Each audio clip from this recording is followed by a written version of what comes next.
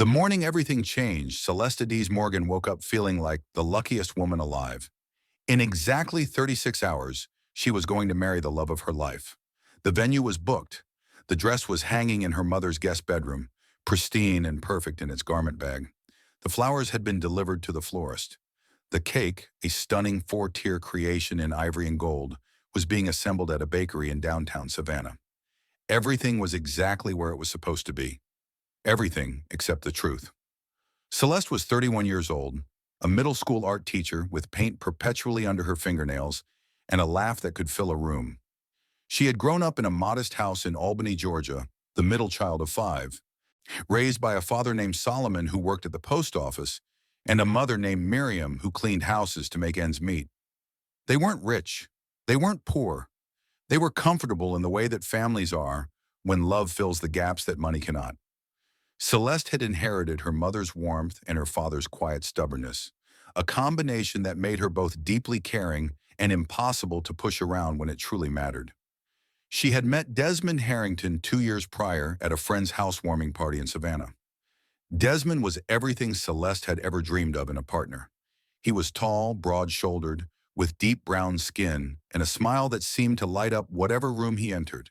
He was a financial advisor at a respected firm downtown, well-dressed, well-spoken, and charming in a way that felt genuine rather than rehearsed.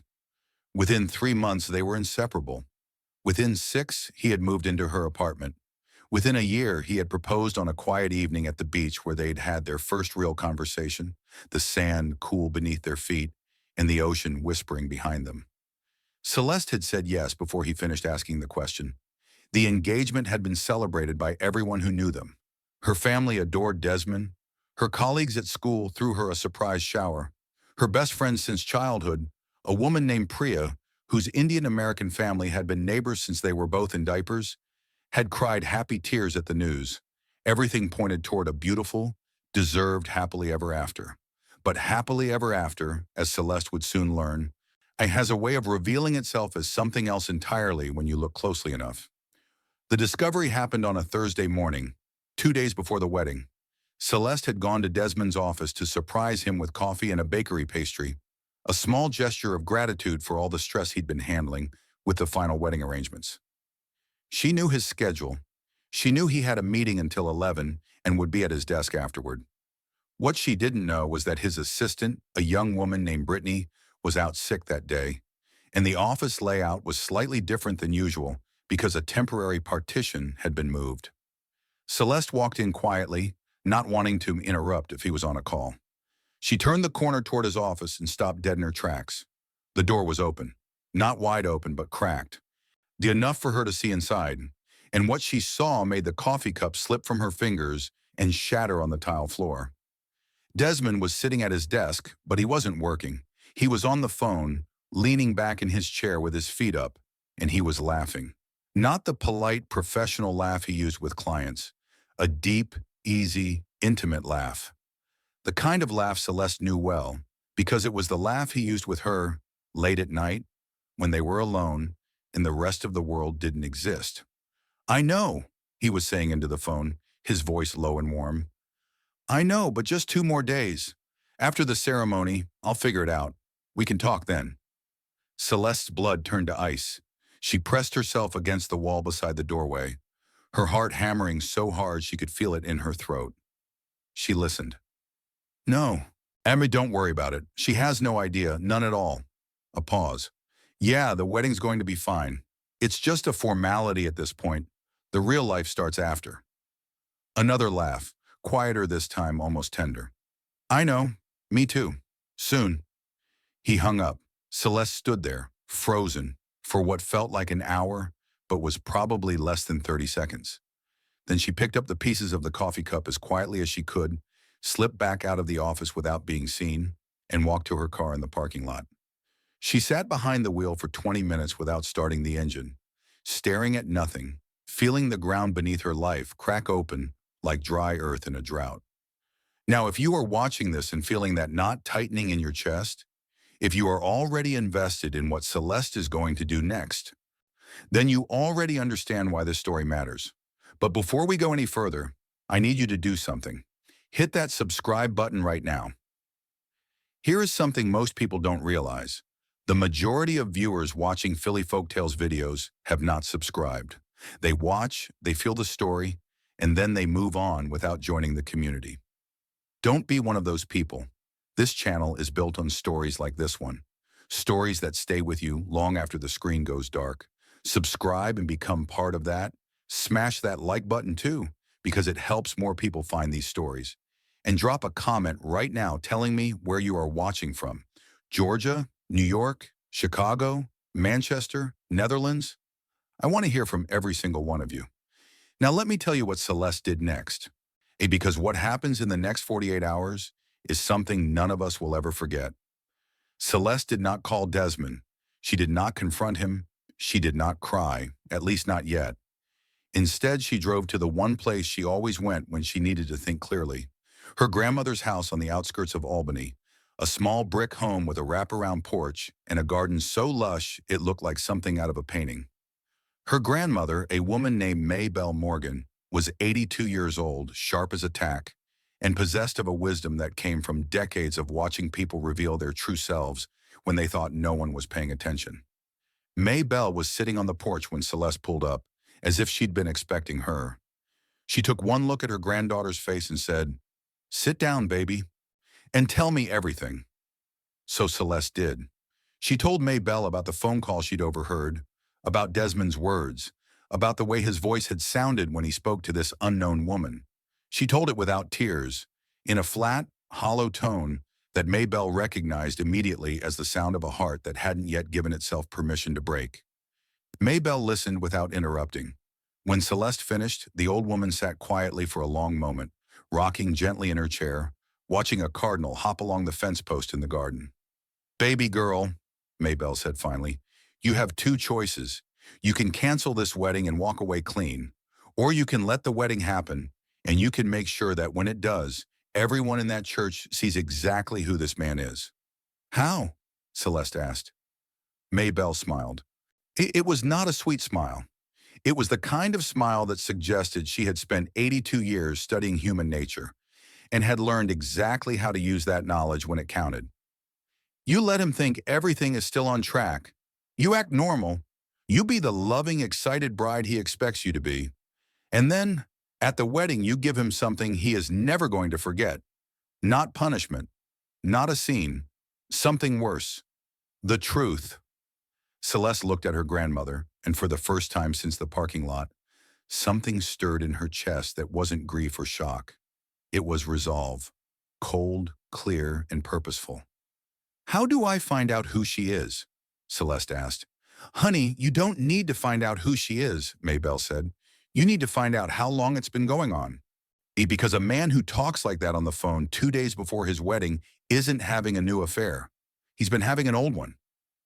Maybelle was right. Celeste spent the next 12 hours doing what she did best, paying close attention. She went through Desmond's phone while he slept that night, carefully, methodically, the way she'd seen characters do it in movies but never imagined she'd have reason to do herself. The woman's name was Renee Whitfield. She was a paralegal at a law firm in Macon, and the messages between her and Desmond went back 14 months. 14 months. 2 months before the engagement. The proposal, the ring, the beautiful beach moment, all of it had happened while Desmond was already deep into a relationship with another woman. Celeste read every message, every single one. And as she read, the picture became devastatingly clear. Desmond hadn't simply been unfaithful, he had been deliberately duplicitous. The messages to Renee were filled with promises, promises that he loved her, promises that the marriage to Celeste was just a way to secure certain financial and social advantages, connections through Celeste's family that would benefit his career. Promises that once the wedding was over and the honeymoon dust settled, he would end things with Celeste and be with Renee permanently. Celeste was not a stepping stone. She was a transaction. She put the phone back exactly where she'd found it. She lay back down beside Desmond, who slept peacefully, unaware that his entire future had just been dismantled in the dark, and Celeste stared at the ceiling and began to plan. The next morning, Friday, one day before the wedding, Celeste called Priya, not to cry, not to vent, to strategize. "I need your help," Celeste said, her voice steady and businesslike, "and I need you to keep this completely between us until tomorrow." Priya, who had known Celeste since they were both 5 years old and had never once seen her friend back down from anything, listened carefully as Celeste laid out what she knew and what she wanted to do. There was a long silence when Celeste finished talking. "Are you sure about this?" Priya asked. "I have never been more sure of anything in my life," Celeste said. "Then I'm in," Priya said. "Tell me what you need." What Celeste needed was time, discretion, and access. Priya had all three. She was a graphic designer by profession, which meant she could create materials quickly and professionally. She had connections at the venue, Omri having helped coordinate the decorations earlier that week, and she was, by nature, one of the most discreet people Celeste had ever known. A secret was safe with Priya, the way it was safe in a vault. Over the next 18 hours, while Desmond attended his rehearsal dinner and gave a toast that made everyone cry with its apparent sincerity, Celeste and Priya worked quietly and carefully on the details of what would become the most memorable wedding in the history of the Morgan and Harrington families.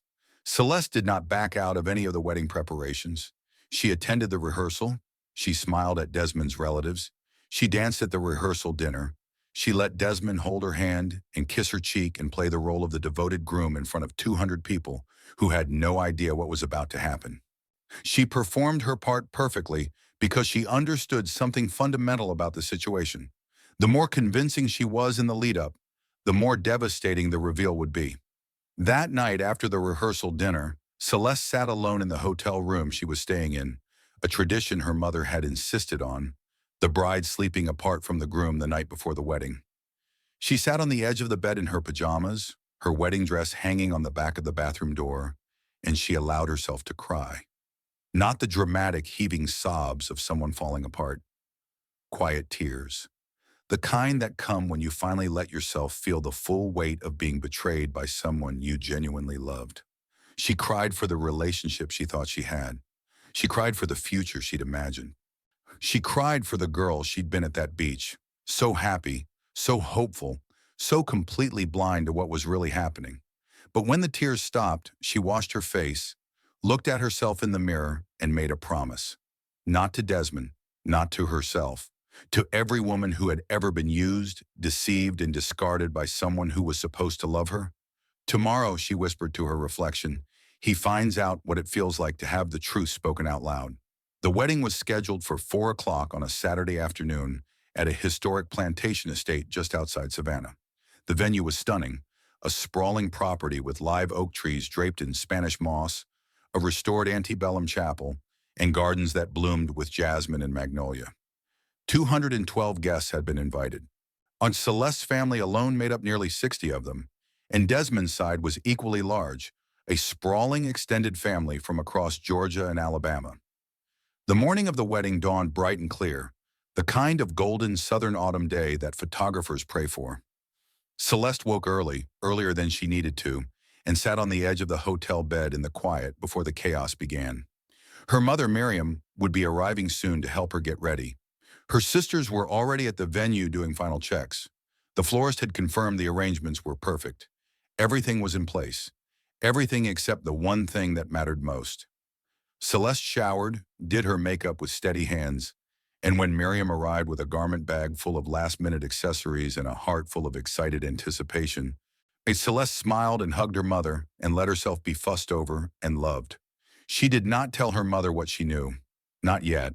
That conversation would come later, after the dust settled, after the truth had done its work in the most public way possible. Priya arrived at 11, ostensibly to help with final preparations.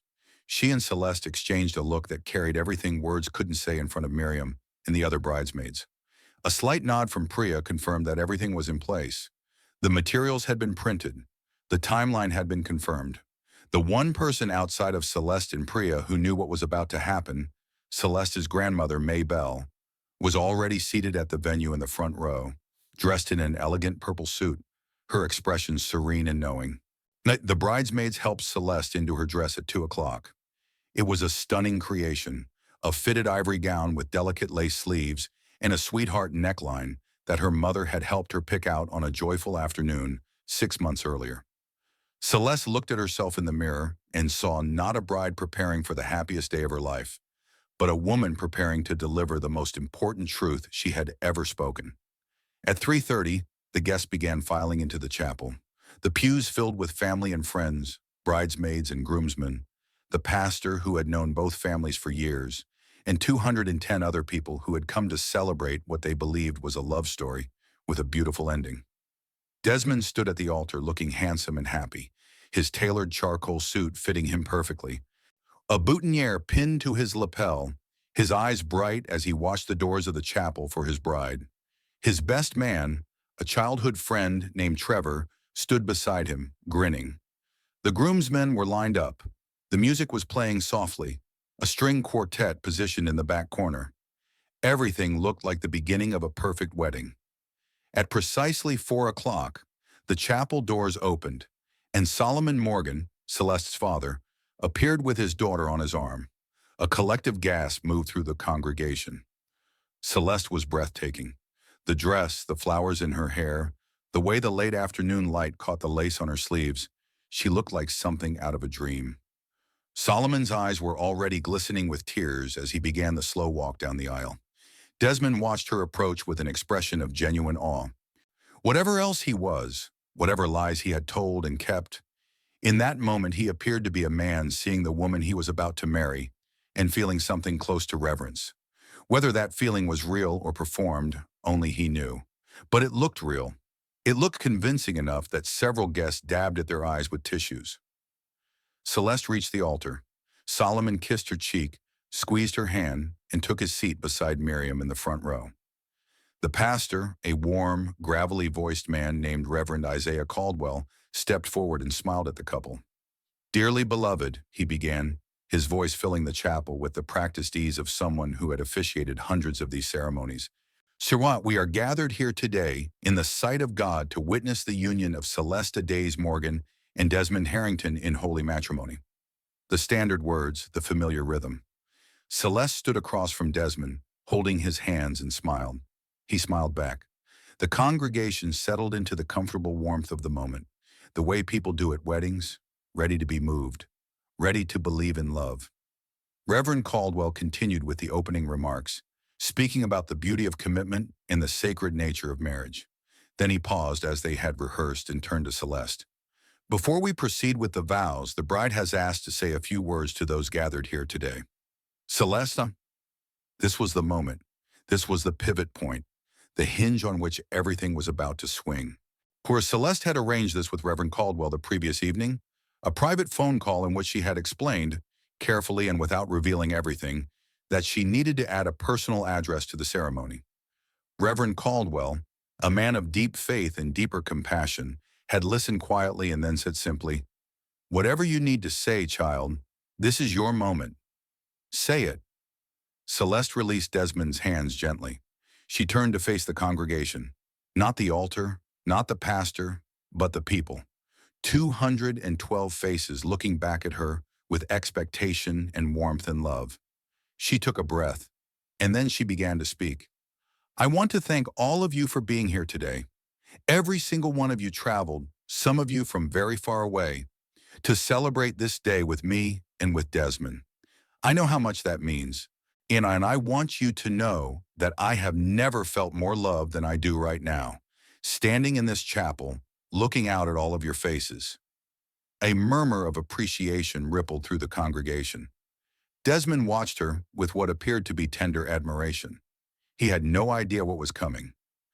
"I have spent the last 2 years believing that I was the luckiest woman in the world," Celeste continued, her voice steady and clear, carrying easily through the chapel. "I believed that Desmond was the man I was meant to spend my life with. I believed that everything he told me was true. And for a long time, I believed that love meant trusting someone completely, without question, without doubt." She paused. The chapel was absolutely silent now. Not the polite silence of people listening to a speech, but the held-breath silence of people who could feel that something was shifting in the air. "But I have learned something in the last 48 hours that has changed everything I thought I knew about trust, about love, and about the man standing beside me." Desmond's smile flickered, just barely. a tiny crack in the facade that only someone watching very closely would have noticed, but Celeste was watching very closely. 2 days ago, Celeste said, and her voice did not waver, I discovered that Desmond has been in a relationship with another woman for the past 14 months. Her name is Renee Whitfield, and their relationship did not begin before ours ended. It began while ours was supposed to be flourishing. It began before he proposed to me. It continued through our engagement, through our planning, through every single moment that I believed we were building a future together. The silence in the chapel became something physical, a weight that pressed against every person in the room. Desmond's face had gone completely white. His hands, which had been at his sides, clenched into fists. His jaw tightened, but he did not speak. He did not move. He stood there frozen as the woman he had planned to marry dismantled him in front of everyone he had ever known. I have the messages, Celeste said, and Priya, who was standing among the bridesmaids, stepped forward and handed a thick manila envelope to Reverend Caldwell, who passed it silently to Solomon Morgan in the front row. They are all there, every conversation, every promise he made to her, including the ones where he told her that marrying me was a strategic move, and that I was useful to him, that once the wedding was over, he planned to leave me and be with her permanently. A sound went through the congregation like wind through dry leaves. Gasps, whispers. Someone in the back row said, Lord have mercy. Desmond's mother, a woman named Gloria, sitting in the second row, pressed both hands over her mouth, her eyes wide with horror. Desmond finally spoke. Celeste, please. I am not finished, Celeste said, and the quiet authority in her voice silenced him immediately. She turned back to the congregation. I want to be very clear about something. I am not doing this to humiliate Desmond. I am not doing this out of spite or anger, though I think anyone here would understand if I felt both of those things. I am doing this because I believe in honesty. I believe that the people in this room deserve to know the truth before they watch me make a promise to a man who has already broken every promise he ever made to me. And I believe that I deserve better than to walk into a marriage built on a lie. She turned back to Desmond one final time. His eyes were glistening, whether with shame or fury or both. It was impossible to tell. I will not be marrying you today, Desmond, Celeste said. Her voice was calm, steady, final. But I want you to know that I don't hate you. I pity you, because you had something real, something precious, and you threw it away for something that was never going to give you what you actually needed. I hope one day you figure out what that is, but it won't be with me. She removed the engagement ring from her finger, slowly and deliberately, and placed it on the altar between them. The gold caught the light and gleamed for a moment before she stepped back. The chapel erupted, not into chaos exactly, but into the loud overlapping sound of 212 people processing shock simultaneously.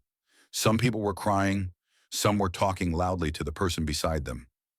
Desmond's best man, Trevor, had put a hand on his shoulder and was speaking urgently into his ear. Gloria Harrington was weeping openly, shaking her head back and forth as if trying to deny what she had just heard. But Celeste was not looking at any of them. She was looking at May Bell, seated in the front row in her purple suit, and May Bell was looking back at her with an expression of pure, undiluted pride. The old woman nodded once, slowly, and smiled. Celeste turned to her father. Solomon had risen from his seat, the manila envelope still in his hand, his face a complicated landscape of anger and grief and fierce, protective love for his daughter.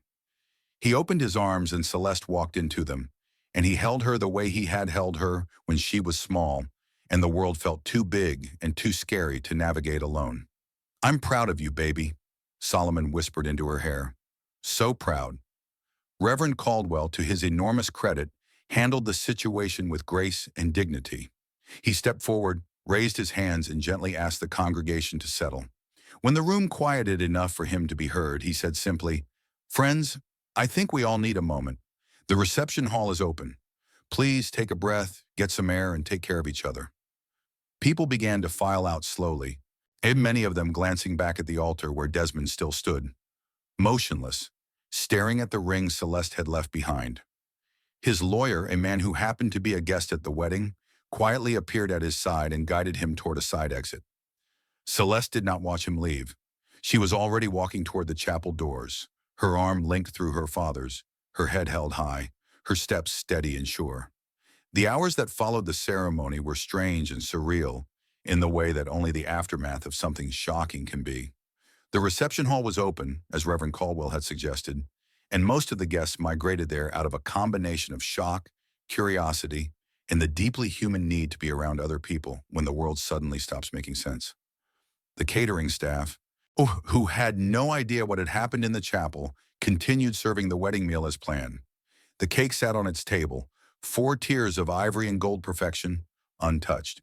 The string quartet played on, though they switched from celebratory pieces to something softer and more subdued after one of the bridesmaids quietly explained what had happened.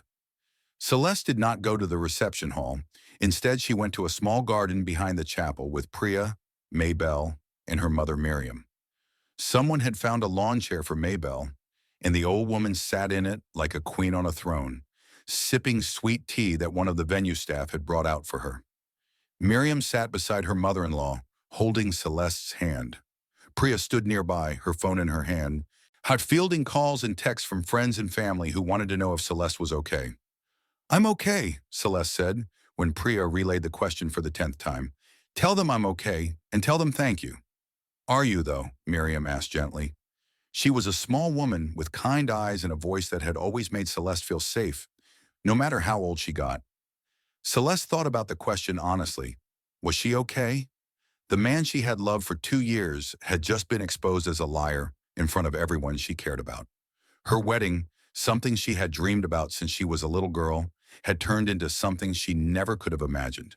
The future she had planned was gone, dissolved in the space of a single speech. "Not yet," Celeste admitted. "Smite, but I will be." Maybelle reached out and patted her granddaughter's knee. "You will be, baby. You already are. You just don't know it yet." Over the next few days, the story spread the way stories do in close-knit communities, quickly, thoroughly, and with a level of detail that suggested people were paying very close attention.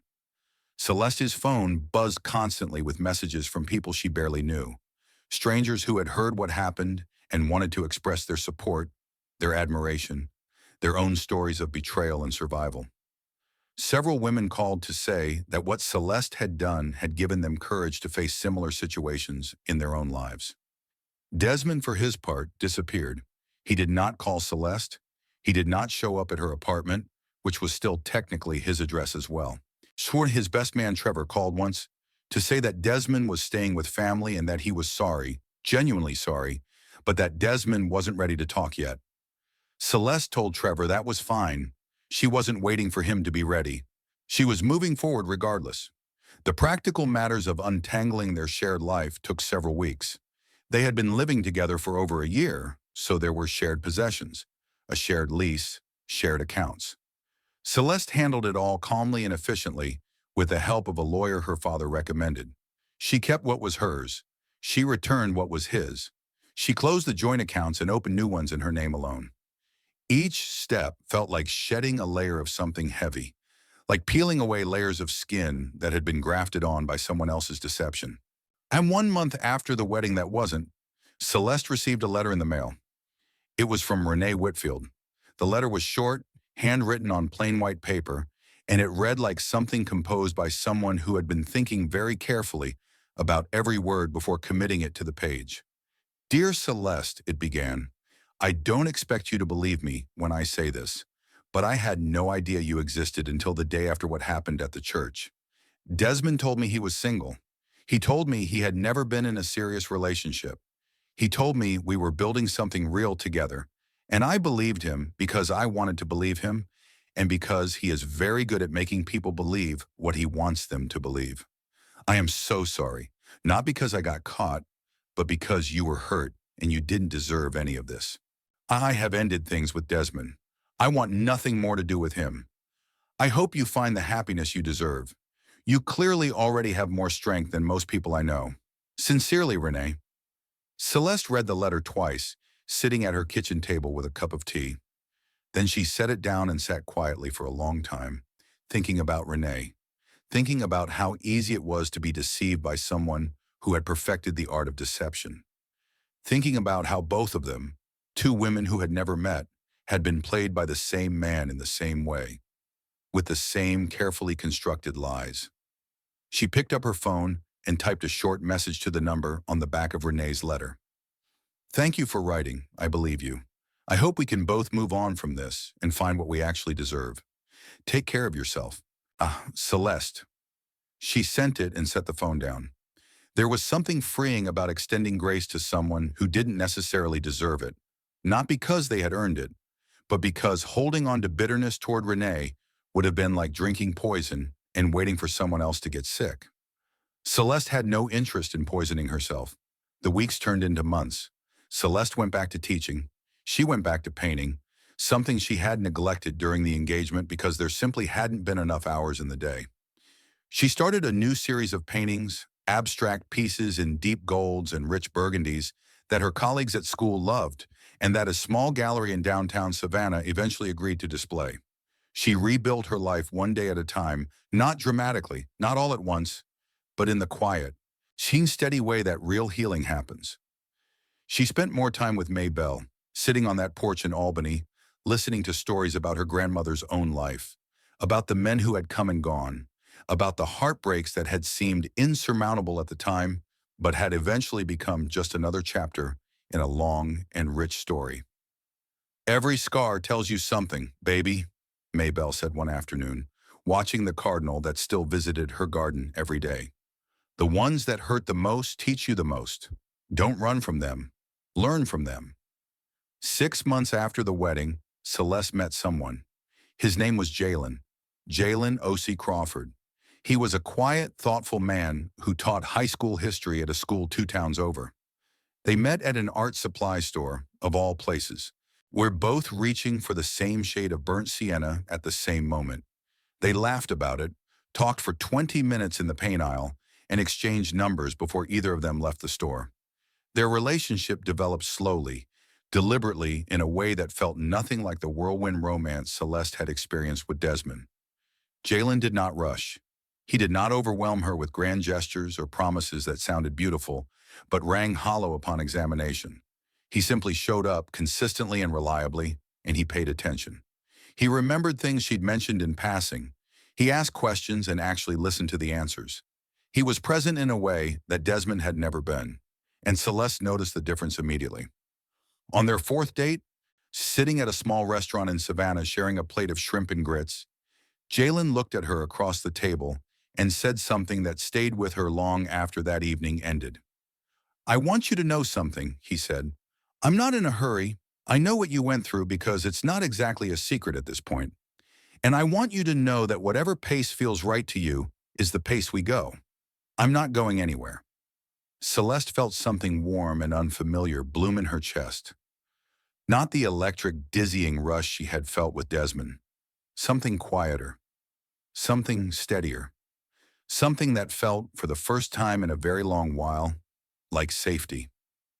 "Thank you," she said simply, and she meant it more than she could have expressed in words. A year after the wedding that wasn't, Celeste's life looked nothing like the one she had planned. She was not married. She did not have the house she and Desmond had been looking at. She did not have the future she had envisioned on that beach when he'd proposed, but she had something she hadn't had in a very long time. Herself. Whole, clear-eyed, and free. She still painted. She still taught. She still visited Maybelle every Sunday and sat on that porch and listened to the old woman's stories and wisdom. She still talked to Priya every day, because some friendships are the kind that hold you up when everything else falls away.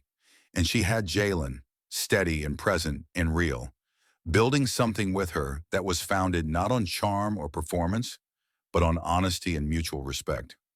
Desmond, from what Celeste heard through mutual acquaintances, had struggled for months after the wedding.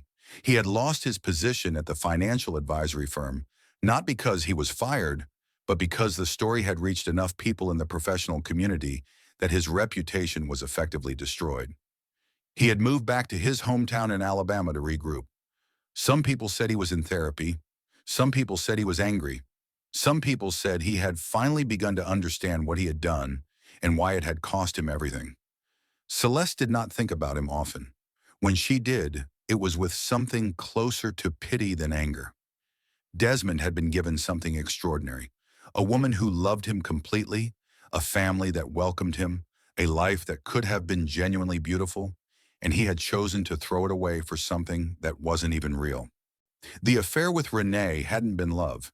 It had been strategy, a hedge against vulnerability, a way of keeping one foot out the door so he would never have to fully commit to anyone or anything. And in the end, that strategy had cost him everything he had. One evening, about 14 months after the wedding, Celeste was alone in her apartment, painting. The canvas in front of her was nearly finished, a large abstract piece in warm golds and deep blues that she thought might be the best thing she had ever created. Music played softly from a speaker in the corner. The apartment was quiet and peaceful in the way it only is when you are completely alone and completely at peace with it. Her phone buzzed, a text from an unknown number. "Celeste, this is Desmond. I know I have no right to contact you. I just want you to know that I am sorry. Not the kind of sorry that expects something in return. The kind that knows it isn't enough. What I did was unforgivable, and I understand if you never want to hear from me again. But I needed you to know that what happened at that wedding, the way you handled it, it was the bravest thing anyone has ever done in my presence. I didn't deserve your honesty. I deserved your silence. But you gave me the truth, and it changed my life. I'm working on becoming someone who deserves that kind of honesty. I don't know if I'll ever get there, but I'm trying. Thank you for being the kind of person you are. I hope you're happy. You deserve to be." Celeste read the message twice. Then she set the phone down and looked at her painting, at the rich, warm colors she had layered over weeks of careful, deliberate work. She thought about what Maybelle would say if she were here. She thought about what her mother would say. She thought about what the woman she had become, the woman who had stood in front of 212 people and told the truth when it would have been so much easier to stay silent, would say. She picked up the phone and typed a response. "Desmond, I appreciate you saying this. I forgive you. Not because what you did was okay, but because I refuse to carry it with me any longer. It's yours to carry now. I hope you do something meaningful with the weight of it. I hope you become the man you could have been all along. Take care of yourself. And Desmond, be honest. With yourself, with others, with whoever comes next. The world is too short for lies. Celeste." She sent it. Then she put the phone away, picked up her brush, and went back to painting. The canvas glowed under the warm light of the lamp, gold and blue and something in between, a picture of a life being built, not from the ruins of someone else's deception, but from the quiet, steady, beautiful work of becoming exactly who she was always meant to be. Celeste Das Morgan had walked into a chapel expecting to say "I do." She had walked out of it having said something far more powerful. She had said "I see you," and in doing so she had set herself free,